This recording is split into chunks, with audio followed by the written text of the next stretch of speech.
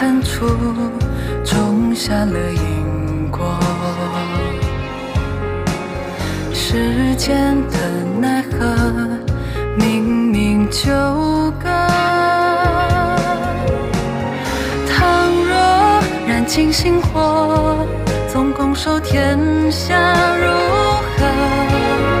历历过往，唯有相思寄托。我念着你深深寂寥，不眠中停泊。人间烟火，星河暗涌，沦陷于逆流转烟波。我念着你三生石畔，奈何桥边过。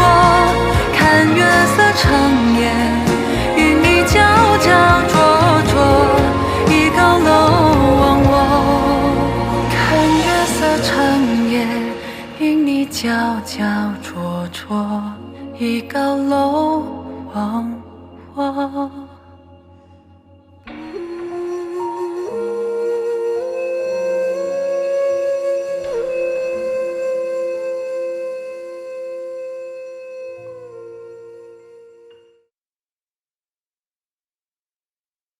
朕的朝廷已经天翻地覆了，你居然还在这里恭贺朕？8万将士惨死，帝家满门忠良沉冤10年，这些确实是因为韩家的一己私欲才酿成的悲剧。这些世子竟然肯请命，那便是表明，他们相信大晋，亦相信陛下会以身作表，还帝家一个清白，还天下一个公道。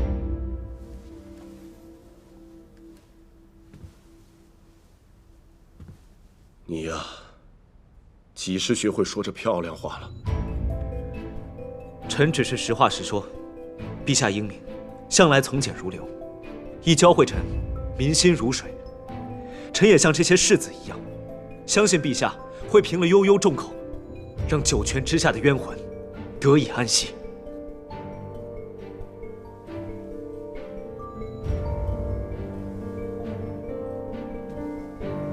太子，你也觉得是朕错了？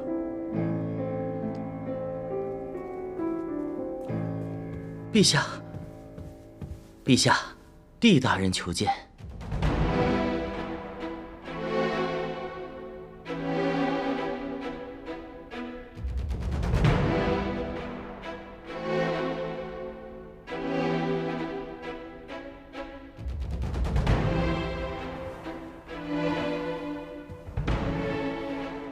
陛下，臣有事启奏。讲。如今，太后忠义侯君已死谢罪，帝家的案子也是该有个了结了。但是帝家儿郎8万阴魂，如今还在西北青南山下游荡，还望陛下可以亲自前往，将8万阴魂迎回京城，向天下证明。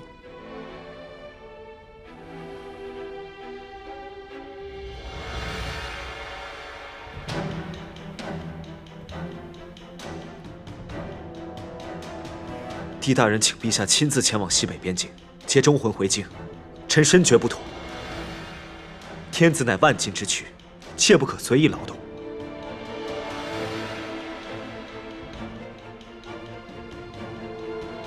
臣身为主君，愿替陛下前往西北边境。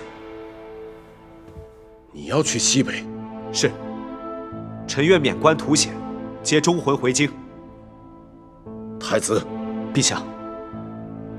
帝家证明，阴魂回京，当使天下观之，万民知晓。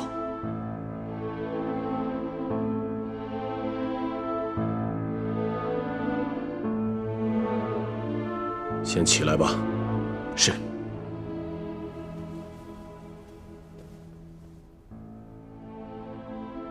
朕会放了骆明熙，也会准你去西北，但朕还是有句话想要问你：直到如今，你还想娶帝子元吗？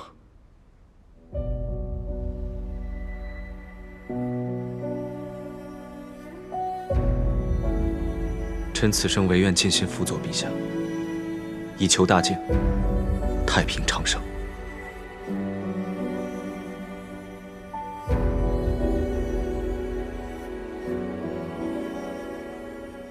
赵福，陛下，传朕的旨意。帝家之事，朕自觉见罪于黎民百姓。待帝家军英魂回京之时，太子将免官图显，朕颁罪己诏，向天下人谢罪。谢陛下。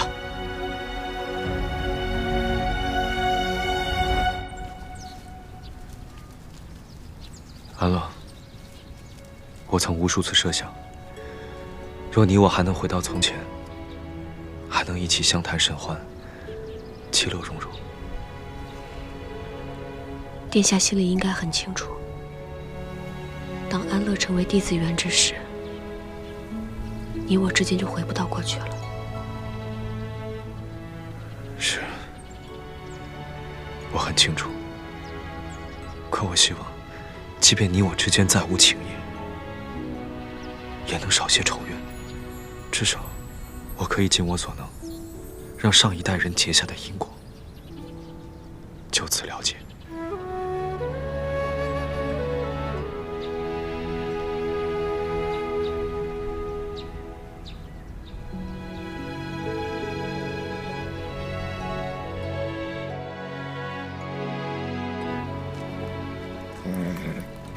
你这身上本来就没有2两肉，这么一进去一出来都成纸片人了。我已经问过大夫，说这几日你要饮食清淡，万不可食用辣的，也不可以饮酒。恢复的时候伤口会有点痒，我已经吩咐6个丫鬟天天围着你转，要是伤口痒你要挠，就打你的手。说的我跟小孩子一样，放心吧，我会好好养伤的。此次出来多亏了你，子渊，你已经独当一面了。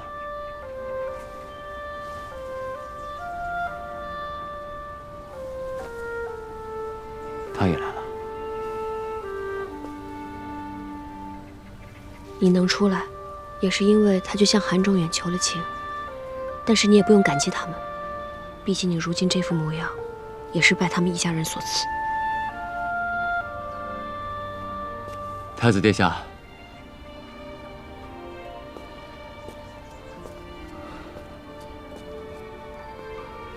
出来了便好。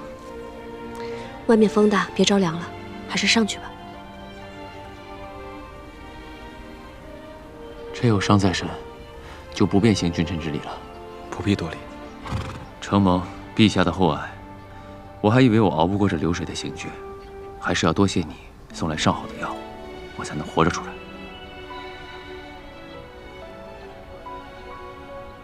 我只是举手之劳。走吧。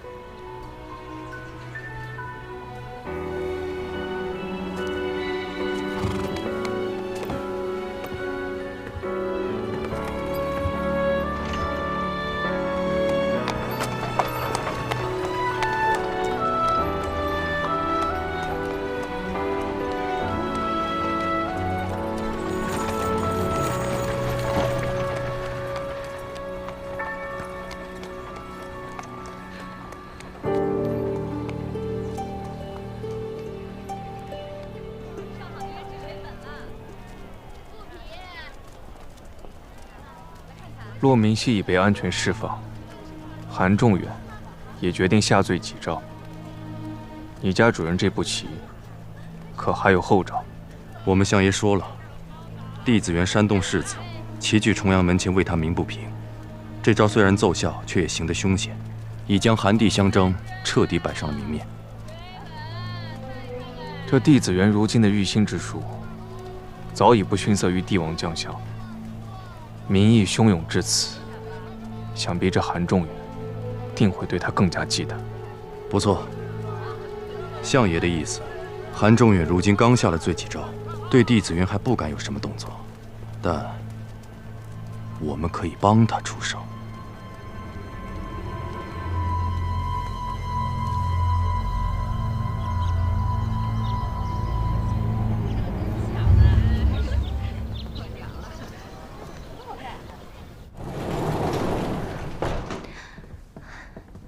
琳琅狄小姐，大人他不让我告诉您他的身体状况，但想必您也看得出来，他真的需要休息。现在只有您说话，他肯听了。放心吧。多谢狄小姐。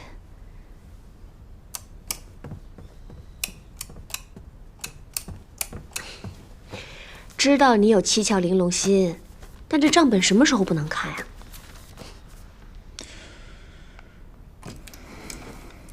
子远，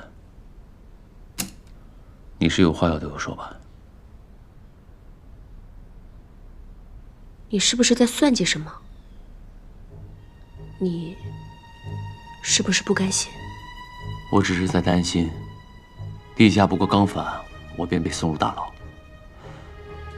如此看，韩家终会对你下手。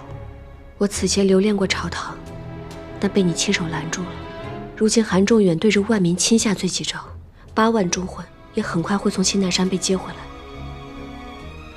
我想你那时候说的没错，我不该在这里斗下去了。我那个时候对你说的话，是希望你不必为韩氏的朝堂负责。你注定是被韩氏忌惮的帝家血脉。你若不再向前一步，以图制衡韩氏一脉，帝家的悲剧，依我看，是绝对不会到此为止的。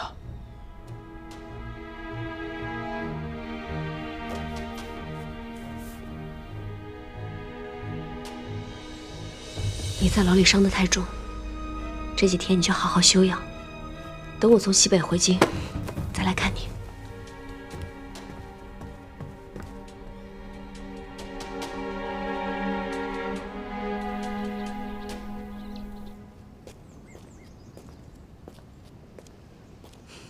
安宁，太子哥哥，你怎么来了？知道你近日心里难受，所以特地带了你喜欢的折云膏过来。还是我哥懂我，对我的口味了如指掌。坐。眼看你近些日子他的心神奄奄，我就想着，我这个妹妹啊，又要像小时候一样，靠哥哥的点心解忧了。安宁，你生性倔强，我真的担心你在京城会受伤。但是眼下看到你并未沉溺于自怨自艾，我很开心。从小到大，就哥哥最关心我。这天底下哪有不操心自己妹妹的兄长啊？更何况，你我生在皇家，无可奈何之事更多，要面对的抉择也更多。我既身为你的兄长，你不想做的、不愿做的、承受不了之事，我都会替你去承担。只是以后，你心里面有任何事情，都不准再瞒着我。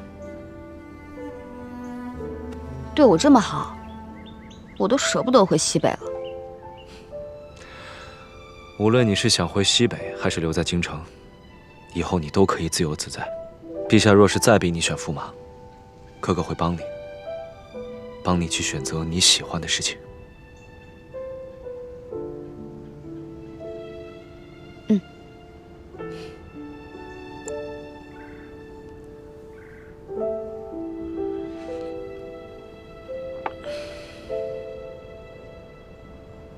那哥哥喜欢的是何人呢？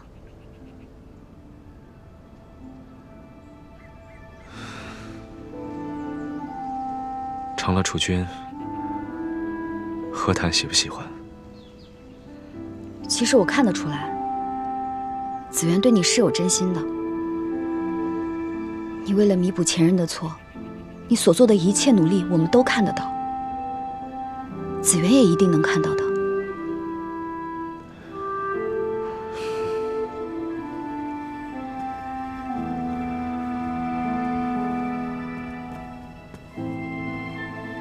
安宁，我做的再多，也无法弥补8万冤魂的遗憾；做的再好，也不能成为和他血脉相连的亲人。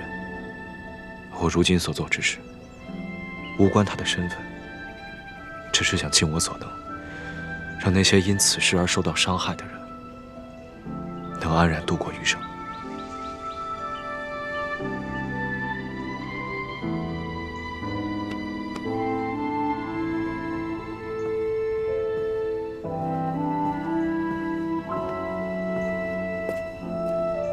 哥哥，你大概都不知道，提到紫园的时候，你连笑都是苦的。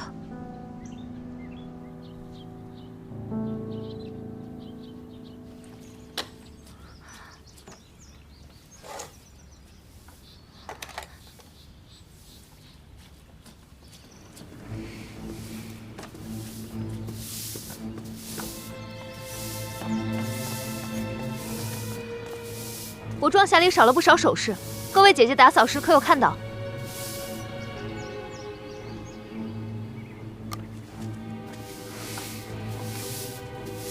这位姐姐，你头上的这枚簪子好像是我的。你说是你的便是你的，你当初还说自己是帝家后人，太祖钦定的太子妃呢。就是，你是太子妃吗？现在的太子妃是谁呀？是你吗？请姐姐把属于我的东西还给我。这京城有什么属于你的呀？这院子是陛下恩赐给帝家小姐住的，你不过就是个路边的乞丐，连咱们这下人都不如呢。切，嚣张什么呀？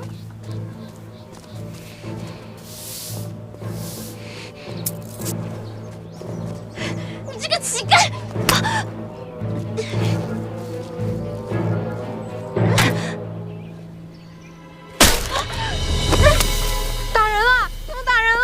是吧，母亲，他们欺负我，还偷我东西。什么？你们两个罪人如此嚣张！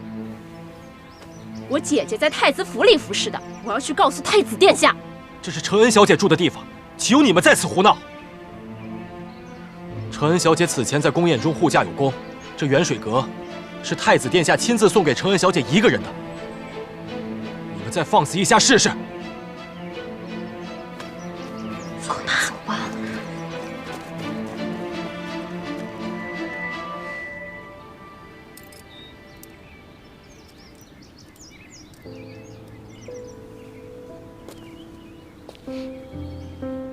殿下说了，前尘旧事，不该牵扯无辜之人。他希望你可以忘记过去，继续生活在京城里。不管怎么样，我都会一直陪在你的身边。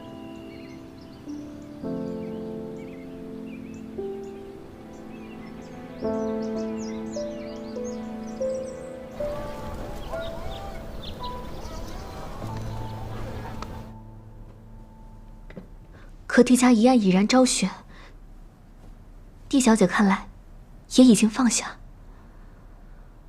琳琅，那你的仇能放下吗？10年前，你的兄长和父亲死在了青南山下，你的母亲思念成疾也过世了。我知你那日弹的安魂曲，并非只弹给安宁，也是弹给那8万永远无法回到故土的孤魂。如果这8万人的冤屈仅靠皇帝的懿旨诏书便可以偿还，那我们10年的心血岂非白费了？可大人10年来呕心沥血，如今所剩时间已然不多了。正是因为我时日不多，我才不想浪费。我要陪他走完这最后一场，让他看清自己，不留遗憾，直到大清疆土再也没有韩氏皇族，直到本该属于帝家的万里江山不再被韩中原掌控的那一日，才真正能告慰那8万葬身西北的冤魂和地下先祖。那时候，他弟子园才真正有颜面可以回到青南山下，去告慰那沉睡10年的白骨。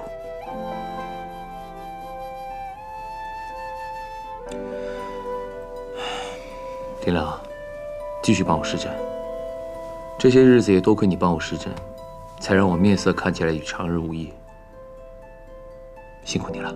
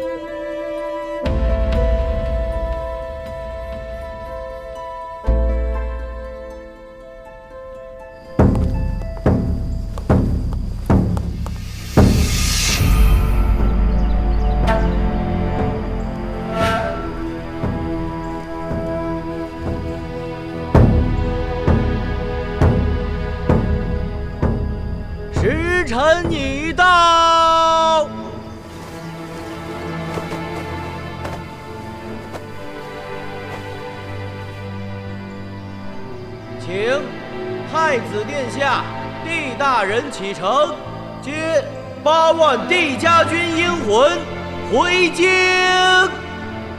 臣领旨。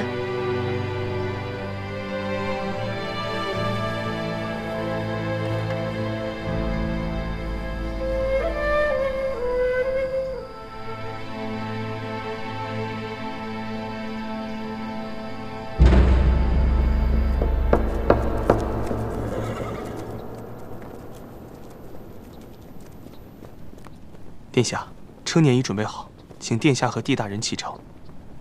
岳叔，准备另外一辆马车，我这就过去。是。等等，帝大人如若不嫌弃，请上我的车辇，我另备马车，随后赶来。殿下，如此重大的场合，您作为一国储君者，无妨。岂有让太子殿下相让马车的道理？帝大人还是与我同坐一车吧。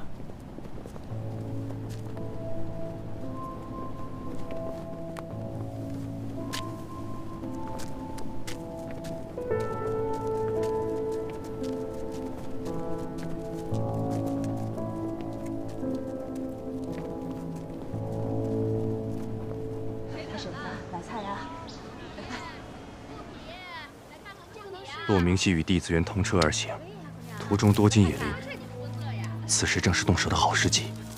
相爷，请殿下助我们一臂之力。笼络帝家旧部的事，有什么眉目了吗？殿下放心，此事我们已经有了线索。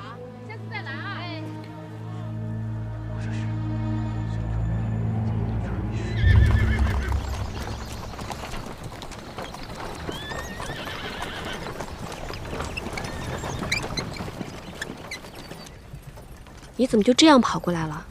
不是说要好好休息的吗？我身为帝家旧部，青南山下也都是我的长辈，我当然要送他们一程。可这长途跋涉，你身体受不了可怎么行？我没事儿，琳琅已经帮我调理了几日，你看我现在是不是比出狱时好多了？我这出行还得靠你的七窍玲珑心，知道路途艰苦，还帮我准备了这么宽敞的马车。因为我知道你不想面对他。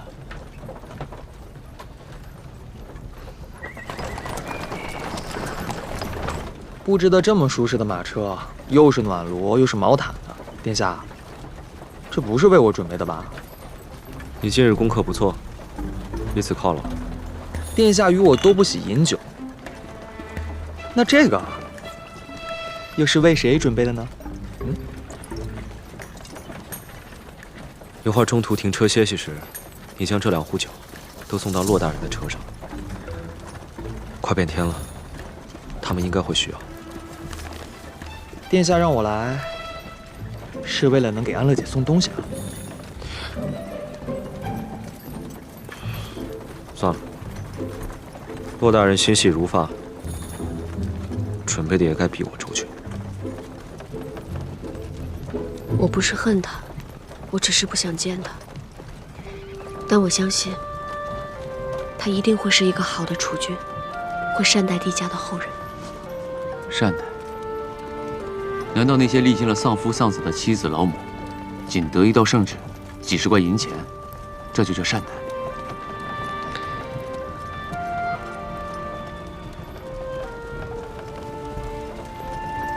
好像天色阴下来了，似乎要下雨。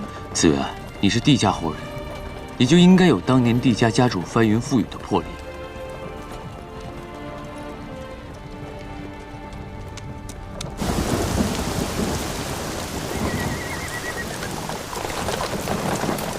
殿下可还记得，下江南的时候，安乐姐让我与你们同坐1年，其实她是为了让您能安心合眼，她心里是有您的。殿下和安乐姐携手破案，惩奸除恶，何其的默契啊！当殿下于万民的欢呼声中牵起安乐姐的手时，我又是何其的羡慕。您2人出生入死，情深义重，和当年的太祖与帝家家主比起来，也毫不逊色的。殿下，您心里明明是记挂着安乐姐的，既然陛下的罪己诏也下了，也答应迎回帝家的将士，你们为什么就不能和好如初呢？因为她从来都是帝子元，而不是任安乐。我宁愿她是靖南女水妃，宁愿她粗俗不堪，不通文墨。我宁愿我曾经放在心上、珍而重之的女子任安乐，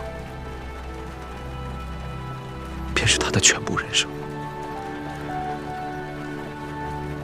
我有时候就在想，这世上若是没有帝子元便好了。但其实可笑的是，帝子元一直都在，而不存在的是我放在心底的任安乐。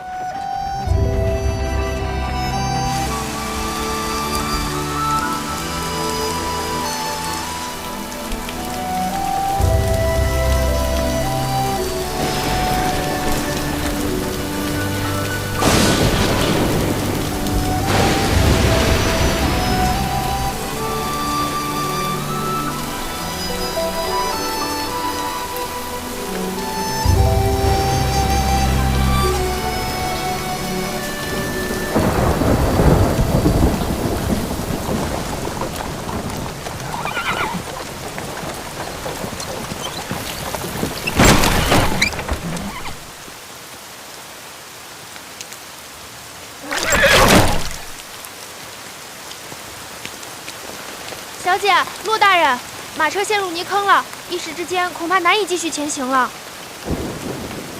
天降大雨，队伍暂且休整。太子殿下请帝小姐和骆大人下车避雨。找几个力气大的侍卫来推车吧，我就不下去了。小姐，道路泥泞，侍卫们还要更换车辇的雨具，咱们在车内多有不便。要不您还是下车避雨吧。我们下去吧。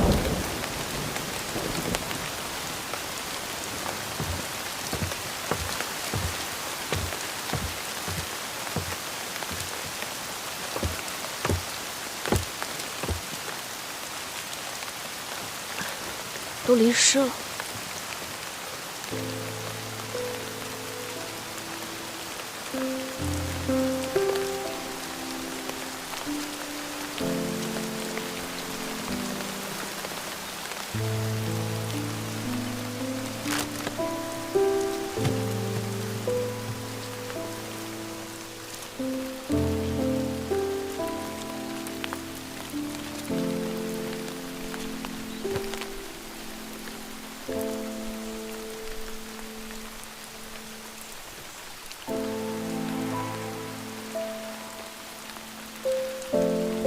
郭大人，这春雨太凉，打在身上容易受风寒。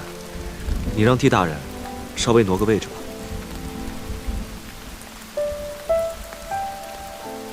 无妨，我看这雨也下不了多久。他既不愿过来，又何必强求呢？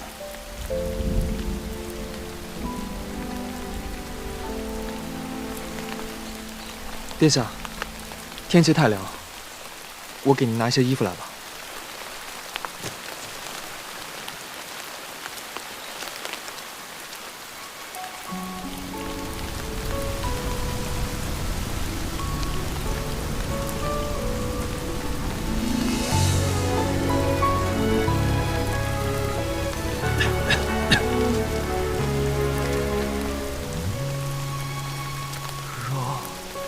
主意识，这颗心怎能安放？倾我所有的清风芒。你似心上缘，只渴望不可眠想。好几次又是何苦？又何妨？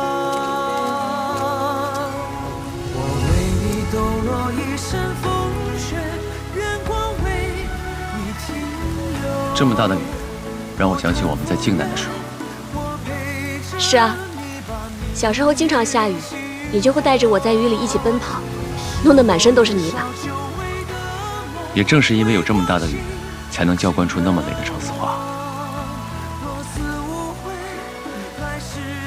等一切事成之后，我们回靖南吧，好吗？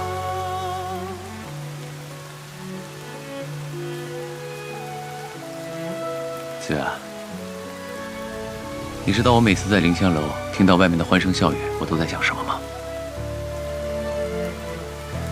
我在想，这京城可真好，文才汇聚，歌舞升平。可我们靖南的百姓何时见过这样的日子？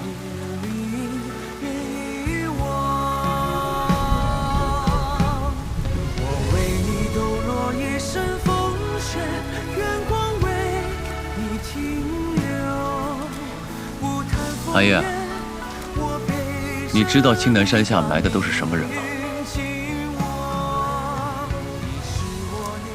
那些尸骨都是靖南百姓的丈夫、父亲、儿子、兄长。他们守卫了疆土，都是铁血铮铮的好儿郎。可他们流血牺牲，换来的是什么？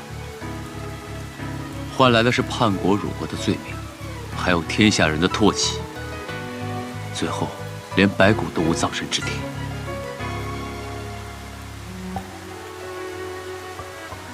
我也愿这8万帝家军能因今日沉冤得雪，在九泉之下得到些许的安宁，也愿他们的亲人因此略感慰藉。这10年，每一年到了帝家军的忌日，整个靖南都是白帆碧天。每一年的年节之时，听不到任何的欢声笑语，因为他们妻离子散，血脉断尽。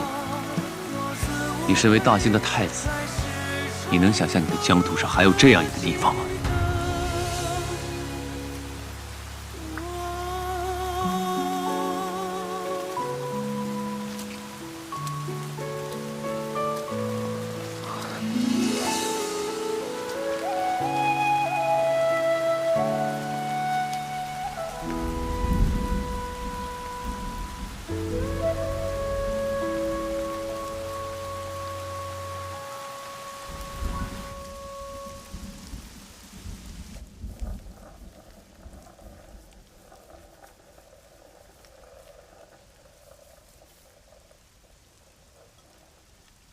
雨下的这么大，太子殿下和帝大人去青南山的路，想必不会那么顺利。太子哥哥和紫元去接8万阴魂了。我虽不敢去见他们，但也要做些力所能及的事情。将军，您戍守边疆多年，守住了他们曾拼死保卫的土地，这便是对所有阴魂最大的高慰。逝者已矣，生者如斯。我要向陛下请旨，善待还活着的帝家旧部。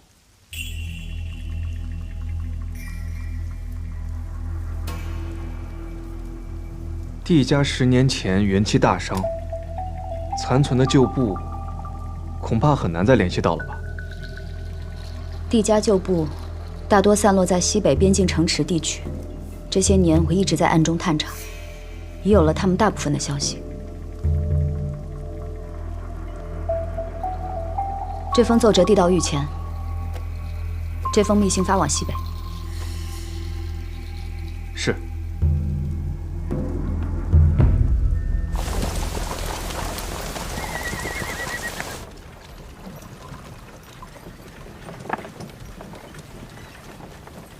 殿下，方才你被冷雨淋着，喝口热茶，暖暖身子吧。殿下，10年的时间真的很长，或许他们都已经拥有了新的生活，或许骆明旭说的，他们都在努力的。只要这些人还活着，他们就无法安心。他们甚至不知道自己的亲人死在万里之遥的地方，只是因为皇家的权欲和私心。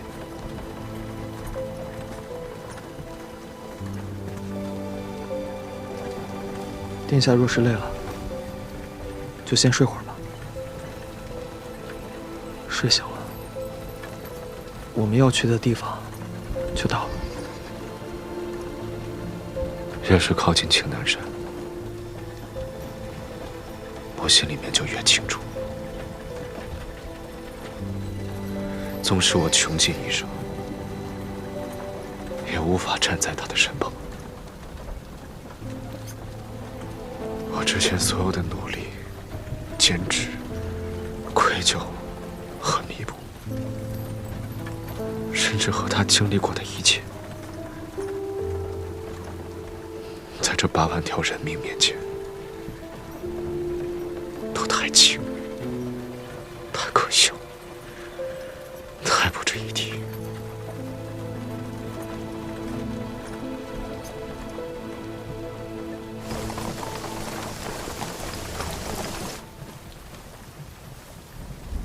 来，你也淋透了，拿这个暖暖。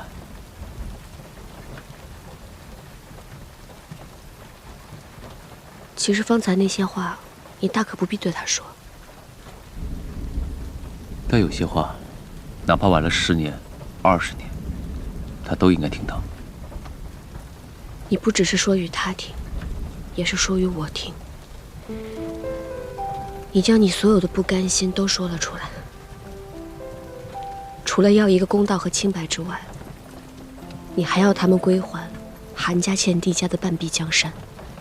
难道你就甘心吗？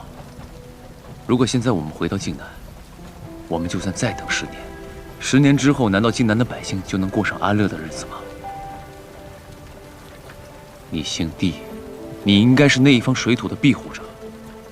可是，一将功成万骨枯，如果想要夺天下的话，必然除了战争之外，不会再有第2个办法。天下大乱，靖南亦会大乱，你让那些无辜的百姓如何苟活？你不甘心的时候，你可有想过那些无辜的普通人吗？可韩家只掌这江山10年，贪官污吏横行，百姓民不聊生。他韩家早就没有执掌江山的资格，韩仲远也不配做皇帝。人生来或许有家境之别，但我相信，只要通过后天的努力，一定能够改变当下的际遇。我即刻进宫，去向陛下禀明此事。哎，殿下，这个案子几层弯弯绕绕，说不定能扯出多少大官呢？百姓冤情面前，岂容我畏手畏脚？敲钟有何不可？这个案子要告就告到天上去。韩仲远不配，但是大靖的储君可以。他重百姓，讲情义，胸怀天下，心系苍生。我相信他，定会再创一个清明盛世。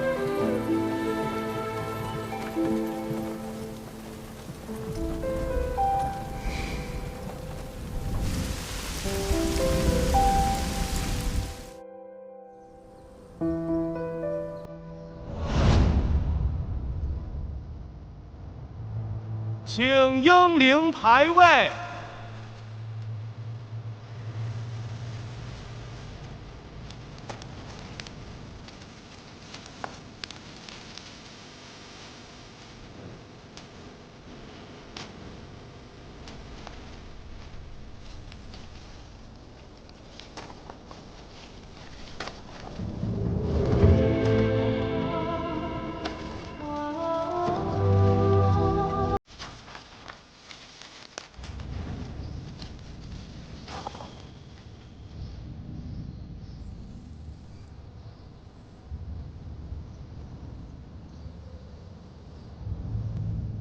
一敬。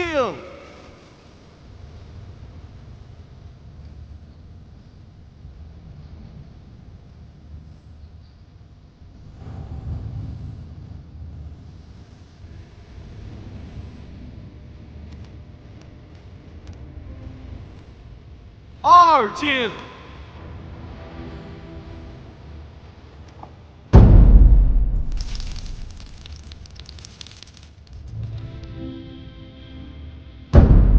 三敬。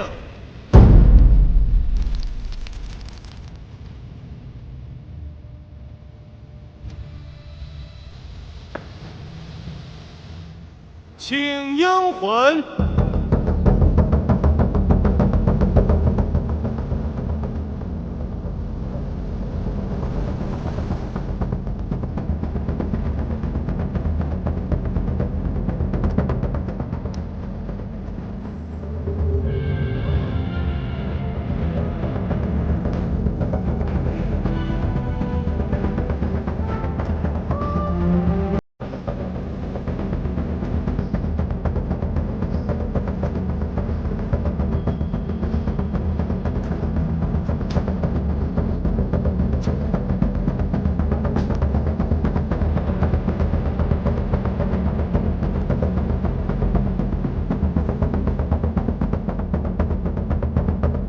8万英灵在上，帝释子元，迎钟鼓回界。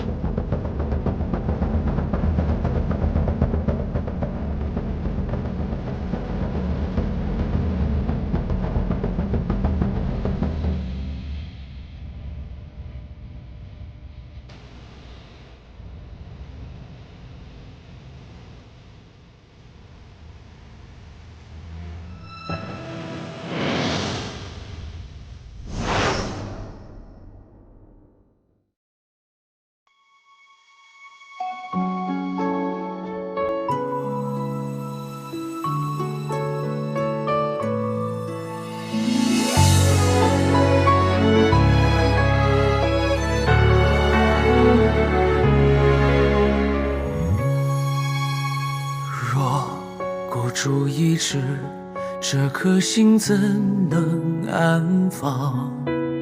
倾我所有，猎起锋芒。你似心上月，只渴望不可念想。耗尽此生，又何妨？抖落一身风雪，愿光为你停留。不谈风月，我陪着你把命运紧握。是我年少久违的梦，微光倾了我。若死无悔，来世重逢，如何记得？